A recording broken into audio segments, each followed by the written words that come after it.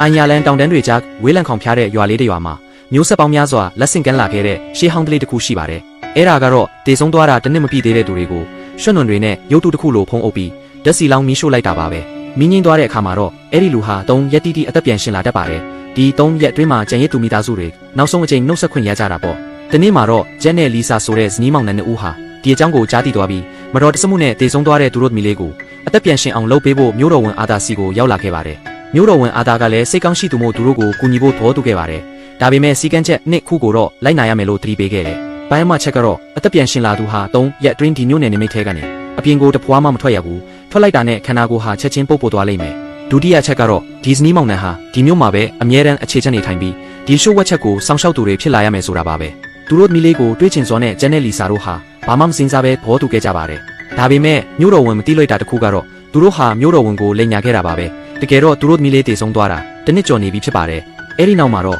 မျိုးလေးရဲ့အကြောင်းမဖွဲကန်ချမာဟာစတင်ခဲ့ပါတော့တယ်။တကယ်တော့သူတို့သမီးလေးဂျန်နီဟာအရန်ကိုလိန်မာရေးချရှိတဲ့ကလေးမလေးတစ်ယောက်ပါ။ဒါပေမဲ့ဒီနေ့မှာတော့ခြံထဲမှာခွေးစာကျွေးနေတော့အမြဲတမ်းအေးဆေးတဲ့ခွေးကြီးရုတ်တရက်ယူတော့ပြီးဂျန်နီကိုတိုက်ခိုက်ခဲ့ပါတယ်။ဂျန်နဲ့လီဆာတို့ရောက်သွားချိန်မှာတော့ဂျန်နီဟာသွေးအိုင်ထဲမှာလဲကျနေပြီဖြစ်ပြီးဆေးရုံကိုအမြန်တင်ခဲ့ပေမဲ့အသက်မရှင်နိုင်ခဲ့ပါဘူး။ဒီဝမ်းနဲ့ပူဆွေးမှုတွေကနေရုံထွက်ဖို့အတွက်သူတို့ဟာအိုင်ယာလန်ကအေးချမ်းတဲ့မြို့လေးကိုပြောင်းရွှေ့လာခဲ့တာပါ။ဒါပေမဲ့ဒီမြို့လေးရဲ့နောက်ွယ်မှာထိလန့်စရာရှိုးဝက်ချက်ကြီးရှိနေမယ်ဆိုတာကိုတော့သူတို့လုံးဝမထင်မှတ်ထားခဲ့ပါဘူး။